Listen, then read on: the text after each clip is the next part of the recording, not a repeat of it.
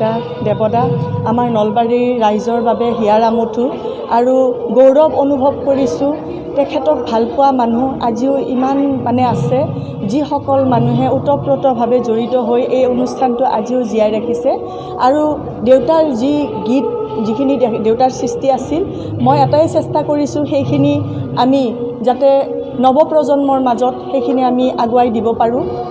বহুত নৱপ্ৰজন্মৰ ল'ৰা ছোৱালীয়ে নাজানে দেৱদাসৰ সৃষ্টি, দেৱদাসৰ গীতৰ কথা।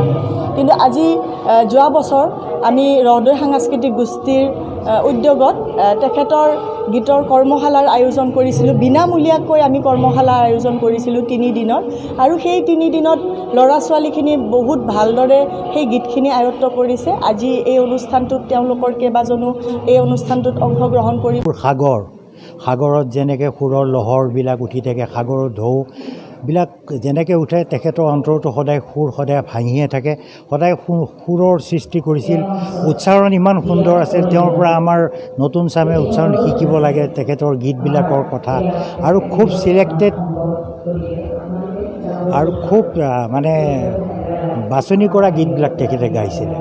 আৰু তেখেতৰ যিটো প্ৰতিভা, সেইটো হিমালয় চূড়াৰ উৎসত লৈ যাব পাৰি। তেখেতৰ ইমান সাংঘাতিক প্ৰতিভা আছিল।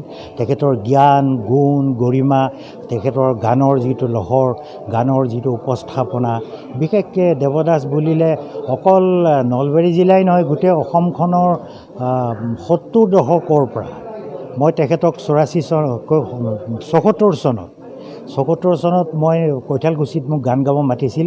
তেতিয়া মোৰ প্ৰথম এই পিনৰ ৰেকৰ্ডখন ওলাইছিল, শহুৰৰ ঘৰতে শাহুৱে আছিল চোৰ, শহুৰৰ ঘৰতে শাহুৱাই আছিল চোৰ, আৰু জীয়েকৰ সতে আহি তাই পকেট মাৰে মোৰ। এই গীতটো মোৰ প্ৰথম ওলাইছিল তেতিয়া।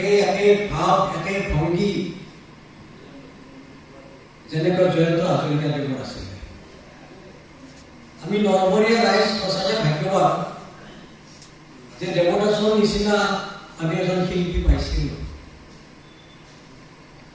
এই 10 ঠাণ্ডাত বহি আছে, দেৱদাসৰ লগত গান গাইছিলে, বহুত গান 10 ঠাণ্ডা নাই। সকলো দিশৰ পৰা যদি চাব যায়, নলবাৰীৰ অৱদান কোনো অধ্যয় কম নহয়। সকলো দিশতে নলবাৰী আগবঢ়া। মানুহৰ মনৰ যিটো চিন্তাধাৰা, সেইটো সকলো দিশতেই নলবাৰীয়ে আজি যুগ যুগ ধৰি আগবঢ়াই আহিছে, অৰিহণা যোগাই আহিছে আৰু আগলৈও কৰি থাকিব। কিন্তু ইয়াৰ ভিতৰতে যিটো স্মৃতি ৰক্ষা নিয়াকে আমাৰ এজন মহান শিল্পী দেৱদাস বুলিলে এটা সামান্য এটা নাম বা তিনিটি ভাষা একো শব্দ নহয়। দেৱদাস এখন সুৰৰ উত্তাল সাগৰত যেনেকৈ ঢৌ উঠে, তেনেকৈ তেখেতে সুৰৰ সৃষ্টি কৰিছিল। মই কেনেকৈ চিনি পাওঁ, 1974 চনত মই BA পাছ কৰি ওলাইছোঁ তেতিয়া।